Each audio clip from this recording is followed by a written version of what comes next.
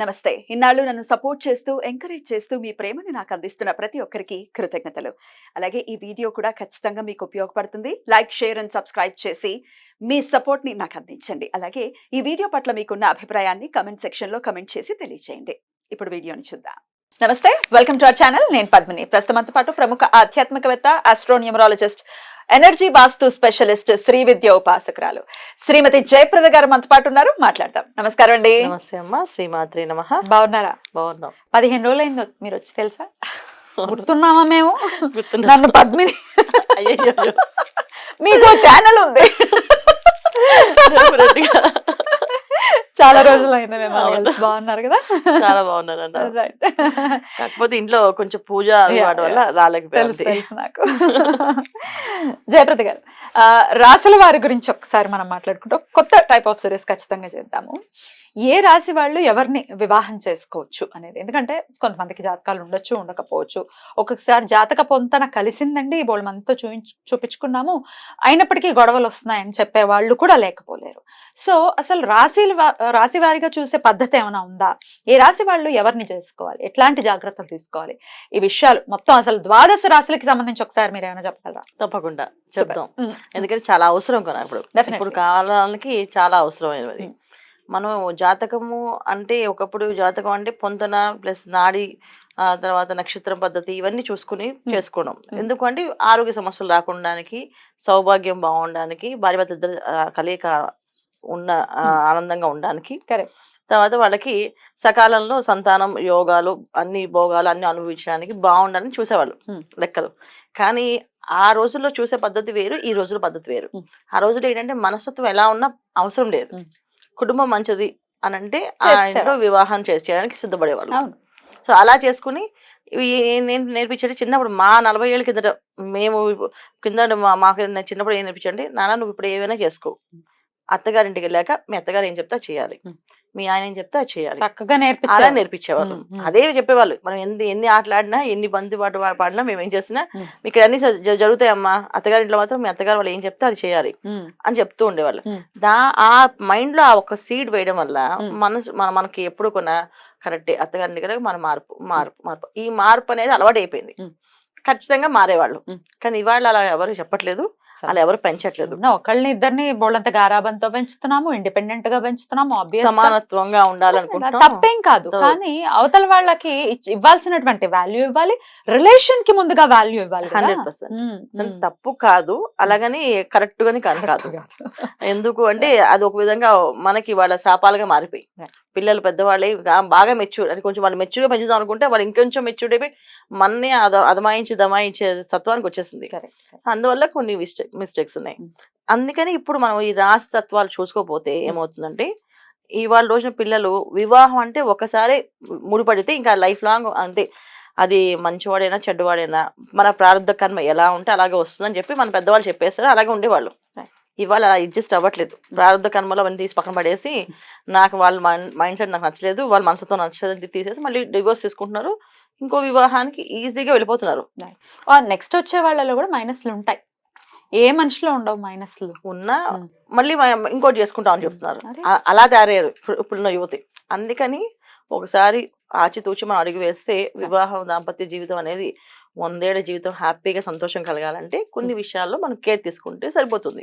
మరి ఏ రాశి వాళ్ళు ఎలాంటి జాగ్రత్తలు తీసుకోవాలనేది ఇప్పుడు ఒకసారి తప్పకుండా. మరి కర్కాటక రాశి జాతకులు, మరి ఈ రాశి వాళ్ళు ఏ రాశి వాళ్ళని పెళ్లి చేసుకోవచ్చు, చేసుకోకూడదు, ఏ రాశితో అయితే సఖ్యంగా ఉంటారు, ఒక్కసారి ఈ విషయాల గురించి. తప్పకుండా. కర్కాటక రాశి వాళ్ళని చేసుకోవడం అదృష్టం అన్న. వాళ్ళని చేసుకోవడం అదృష్టం, చాలా అదృష్టం. ఎందుకంటే వీళ్ళు పాపం చాలా సెన్సిటిబుల్ పర్సన్స్. ఎలాంటి వాళ్ళు అంటే వీళ్ళు ఏ విషయాన్ని అడ్జస్ట్ అవ్వడానికి ఫస్ట్ ముందు అడుగు వీళ్ళే చేస్తారు. అందుకని వీళ్ళకి మనం ఆలోచించి పెళ్లి చేయాలి. పాపం తల్లిదండ్రులు ఎవరైనా కర్కాటక రాశి వాళ్ళ అబ్బాయికి కానీ అమ్మాయికి పెళ్లి చేయాలంటే వాళ్ళు పాపం 1-10 సార్లు ఆలోచించి వివాహం చేయాలి. ఎంత మంచి మనస్తత్వం ఉన్న వాళ్ళు అంటే వీళ్ళు. అంటే ఇప్పుడు కర్కాటక రాశి చంద్రుడు ప్లానెట్. సో చంద్రుడు కారకత్వంతో ఉంటుంది. అంటే ఏంటంటే వాటర్ అంటాం. సో నీళ్లు గ్లాసులో పోస్తే గ్లాస్ రూపంలో అలా మౌల్డ్ అవుతుంది. వీళ్ళు అలా మౌల్డ్ అవడానికి సిద్ధంగా ఉంటారు. సో వీళ్ళు చెప్పాలంటే ఒక విధంగా ఇప్పుడు బంగారం. సో బంగారాన్ని కరిగించి ఆభరణలా అలంకారం చేయడంలో అది మన చేతుల్లో ఉంది, వాళ్ళ చేతుల్లో లేదు. సో కానీ దాని తగ్గట్టుగా రాకపోతే వీడి జీవితాంతం బాధపడతారు. Life long. కానీ ఎవ్వరు చెప్పరు. కర్కాటక రాశిలో మనసులో ఏముందనేది కనిపెట్టడం అది ఎవ్వరి వల్ల కాదు. 100% వాళ్ళ మనసులో ఉన్న ఫీలింగ్స్ కానీ ఎప్పటికీ బయటికి రావు. రైట్. అట్లీస్ట్ తల్లికి చెప్పరు, తండ్రికి చెప్పరు, ఎవరికి చెప్పరు. మనసులో వాళ్ళ మీద వాళ్ళే పడుతుంటారు. అలాంటి మనస్తత్వం కలిగిన వాళ్ళు. అందుకని వీళ్ళకి చేసుకోవాలంటే ఒక అదృష్టం ఉండాలి. అలాగే వీళ్ళు చేయాలంటే మనం ఆలోచించి చేయాలి వివాహం. అందుకే కంపల్సరీగా. సో ఎవరిని చేసుకోకూడదంటే వీళ్ళు మిథున రాశి వాళ్ళని అస్సలు చేసుకోకూడదు. తర్వాత సింహరాశి వాళ్ళని చేసుకోకూడదు. తర్వాత వీళ్ళు వృషభ రాశి వాళ్ళని చేసుకోవద్దు. చేసుకోవద్దు. తర్వాత కన్యా రాశి వాళ్ళని చేసుకోవద్దు. అమ్మో 4 రాశులు ఉన్నాయి. 4 రాశి వాళ్ళు వద్దు. మిగతా వాళ్ళు ఎవరినైనా వీళ్ళు అడ్జస్ట్ అవుతారు. వాళ్ళ తగ్గట్టు వీళ్ళు మారగలుగుతారు. సో ఈ 4 రాశులు ఎందుకు వద్దన్నాం అంటే అవతల వాళ్ళు చెప్పేది అబద్ధం అని తెలిసినా వీళ్ళు ఒప్పుకుంటారు. మనసులో బాధపడుతుంటారు. సో ఒక మనిషికి ఒక మానసికమైన సంతోషం, ఆనందం లేకపోతే ఏమవుతుంది, అనారోగ్య సమస్యలు వస్తాయి. చాలా మంది కర్కాటక రాశి వాళ్ళు చాలా మంది లావు అవడం కానీ, కొంతమంది భారీ పొట్ట రావడం కానీ, తర్వాత వాళ్ళు థైరాయిడ్ సమస్యలు సంబంధించడం కానీ, ఇవన్నీ రావడానికి మానసికమైన ఒత్తిడి వాళ్ళ బాడీలో ఆలోచించి పెరిగిపోవడం వల్ల ఇబ్బంది. సో అబ్బాయిలకి ఏంటంటే గ్రోత్ చాలా తక్కువ ఉంటుంది. తొందరగా ఎనర్జీస్ పంచే వాళ్ళకి. బాగా సంపాదిస్తారా అంటే తక్కువ సంపాదన. సో వ్యాపారంలో ఉద్యోగాలు రాణిస్తారని లేదు. వీళ్ళకి వైఫ్ సంపాదించడంలో, వైఫ్ బాగా కలిసి రావడంలో కలిసి వస్తుంది వీళ్ళకి. దానివల్ల ఏంటంటే వీళ్ళు ఆ విషయాన్ని అందరూ ఏంటంటే మీ ఆవిడ సంపాదిస్తూ నువ్వు ఇంత సంపాదిస్తా అంటే అది తట్టుకోలేక మానసికమైన ఇబ్బంది పడుతుంటారు. అందుకని జనరల్గా వీళ్ళకి ఈ రాశి వాళ్ళు వద్దన్నారు. ఎందుకంటే ఈ రాశిలో వాళ్ళు ఏంటంటే అమ్మాయిలు బాగా సంపాదిస్తారు. మిథున రాశిలో అమ్మాయిలు బాగా సంపాదిస్తారు. తర్వాత మిథున రాశి అబ్బాయిలు అమ్మాయిలు డిఫరెంట్ ఆలోచన ఉన్నవాళ్ళు. వృషభ రాశిలో ఉన్న వాళ్ళు కూడా డిఫరెంట్ ఆలోచన ఉన్నవాళ్ళు.